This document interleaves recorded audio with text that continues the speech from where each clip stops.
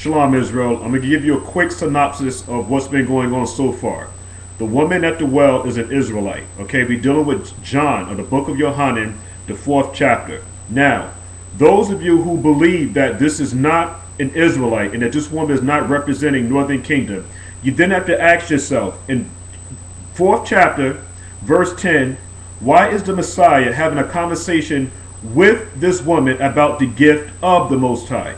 And we should understand that the gift of the Most High was that the Messiah was to come and redeem the house of Israel. Because there was a split in Israel during the time of the Messiah's ministry with northern and southern kingdom.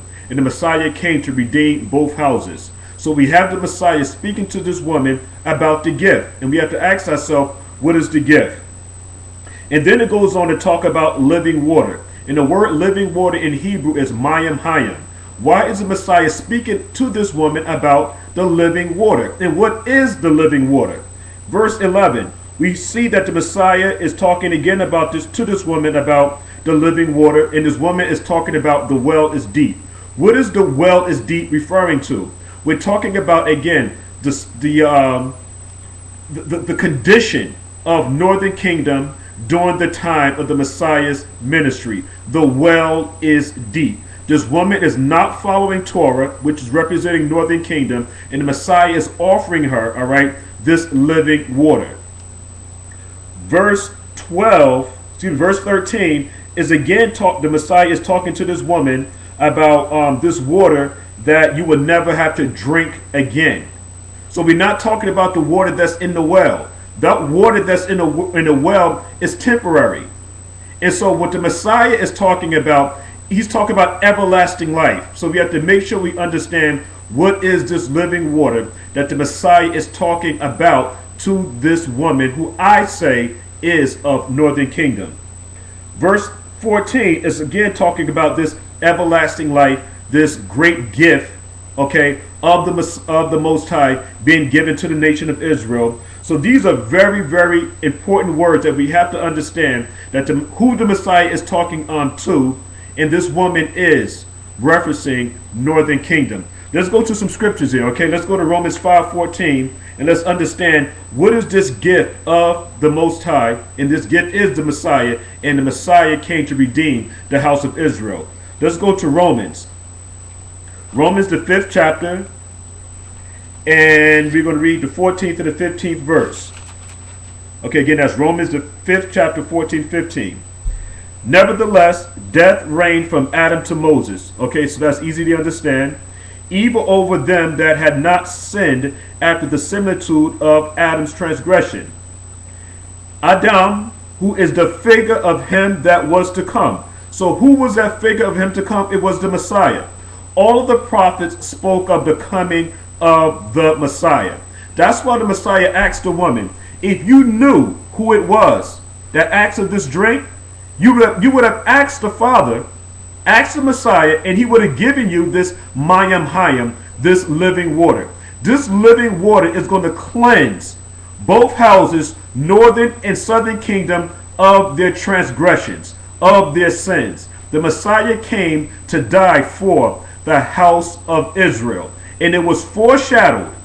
Adam was foreshadowing the coming of the Messiah. That's the gift of the Father, that the Messiah was going to come and again redeem the house of Israel. And the Messiah is having this conversation with this woman at the well. This woman is representing Northern Kingdom. I'm going to read on. But not as the offense, so also is the free gift. The Messiah is talking about this gift in in the book of Yohanan, the 4th chapter, the 10th verse. The Messiah is having this conversation with this woman about this gift. What is the gift of the Father? The gift of the Father, again, I can't say this enough. The gift of the Father is that the Messiah is going to come and redeem the house of Israel. I'll read it again. But not as the offense, so also is the free gift. Because we didn't deserve this now. This is a gift of the Father that the Messiah will come and atone for the sins of the people. And what people we're talking about? Both northern and southern kingdom.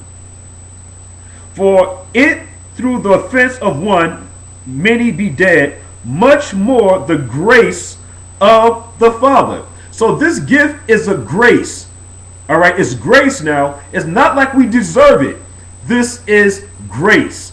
This is mercy. The Messiah is showing this woman at the well mercy, grace. He's trying to explain to this woman the gift of the Father. And the gift by grace, which is very important, and the gift by grace, which is by one man, the Messiah, hath abound unto many. That's very, very plain and simple to understand. What we have to understand again is why is the Messiah talking biblical prophecies with this woman, and Adam was a figure, okay, of the Messiah coming to redeem the house of Israel. Now, let's go to John the 14th chapter, the 6th verse. John 14:6. 14:6. The Messiah said unto him, which was Thomas, I am the way. So the Messiah is explaining to this woman about this gift. I am the way, the truth, and the light. No man cometh into the Father but by me. This is what this whole conversation is about when you go to John the 4th chapter, when we talk about the gift of the Father, the living water, the well is deep. The 13th chapter, that whosoever drinketh of this water shall thirst again. All right. The 15th verse, the woman said unto him, which is the Messiah, Sir, give me this water that I thirst not, neither come hither to draw. Now, that's very important, because when you go again to John 14, okay, the 6th verse, this is the same conversation in a nutshell. All right, and I'm going to read it again. The Messiah said unto him, which was Thomas, I am the way, the truth, and the life. No man cometh unto the Father but by me. This, in the nutshell, is what the Messiah is telling the woman at the well. He's trying to redeem both houses, northern and southern kingdom.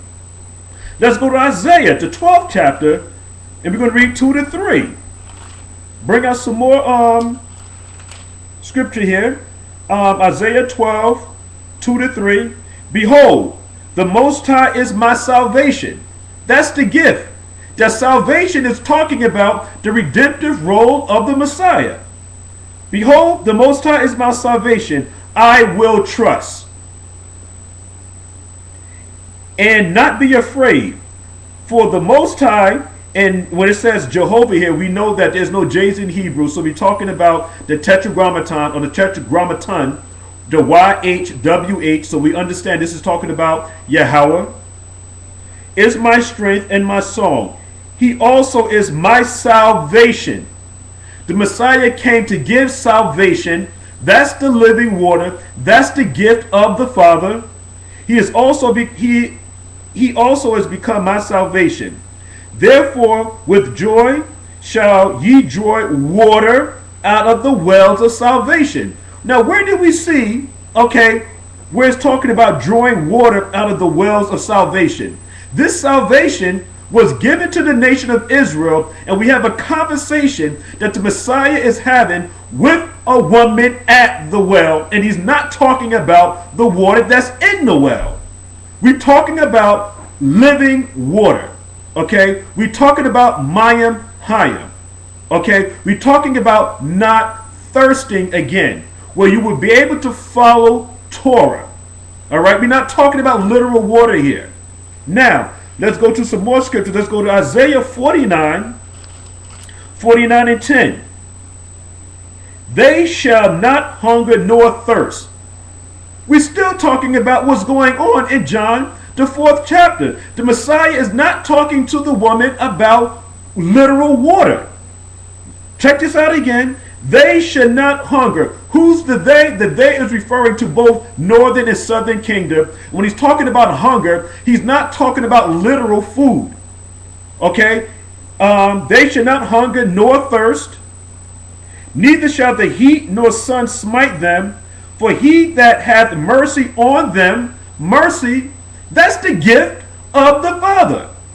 Is that the Messiah is going to have mercy on both houses, northern and southern kingdom. So again, when you go back to John, the 4th chapter, the 10th verse, this mercy was bestowed upon both houses, northern and southern kingdom. Neither shall the heat nor sun smite them, for he that hath mercy on them, which is the Messiah, shall lead them, even by the springs of water shall he guide them. Come on now, you got to give me a break. You really can't see the connection that's being done here?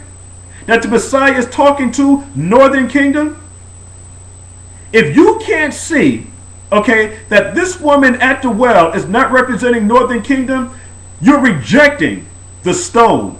The cornerstone is what you're doing. Because this is very easy to understand that the Messiah is talking to northern kingdom. The Messiah came to redeem both houses. That's the gift of the Father. Okay, let's keep on going. Let's go back to John the 4th chapter and let's take it to the 16th verse. The Messiah said unto her, which is the woman at the well, go call thy husband and come hither. Wait a minute. Why is the Messiah now talking to this woman in terms of marriage? Why? Why is the Messiah telling this woman to go call her husband? The conversation is changing again. It's now talking about a marriage. Who did the Messiah marry? The Messiah married the nation of Israel. The Messiah is the groom, and the nation of Israel is the bride. The Messiah is telling this woman to go get your husband. Check this out. Verse 17. The woman answered and said, I have no husband. Why is this woman saying, I have no husband? Remember what happened in Jeremiah, the 3rd chapter, the 8th verse? Let's read that. Because during the time of the Messiah's ministry, the Messiah didn't give southern kingdom a bill of divorce yet. The bill of divorce was given to southern kingdom in 70 AD when southern kingdom was kicked out of the land of Jerusalem. But in Jeremiah, the 3rd chapter, the 8th, Jeremiah, the 3rd chapter, the 8th verse, northern kingdom was already given a bill of divorce. Let's go to that Jeremiah 3 and 8. Jeremiah 3 and 8. And I saw when for all the causes whereby backsliding Israel, when it says backsliding Israel, this is pertaining to northern kingdom. Backsliding Israel committed adultery.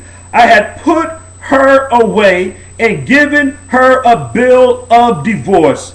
Yet her treacherous sister Judah feared not, but went and played the harlot also. But what I want to capitalize on is that a bill of divorce was given to northern kingdom. Now, when you go back to verse 17, the woman answered and said, I have no husband. She said it correctly. She had no husband because she was given a bill of divorce, as I just explained in Jeremiah, the 3rd chapter, the 8th verse. We read it again. The Messiah answered and said, the woman answered and said, I have no husband. The Messiah said unto her, thou hast well said.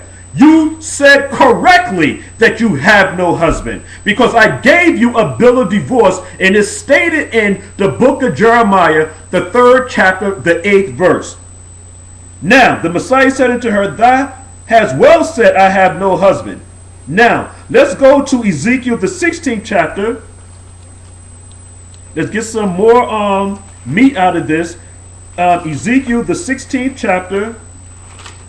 And we're going to read 16. I'm going to read 1 and 2. 16, 1 and 2. Again, the word of the Messiah came to me, saying, Son of man, call Jerusalem to know her abominations. Okay? Now I'm going to read the 28th verse. 28. Thou hast played the whore also with the Assyrians. This is talking about northern kingdom. Thou hast played the whore also with the Assyrians, because thou wast unsatiable. Yea, thou hast played the harlot with them, and yet couldst not be satisfied. Now, what I'm going to have to do here, I'm going to have to stop, all right? Because I'm going to get into some real deep understanding here that's going to bring clarity to this woman at the well. Okay, I'm stopping at Ezekiel, the 16th chapter,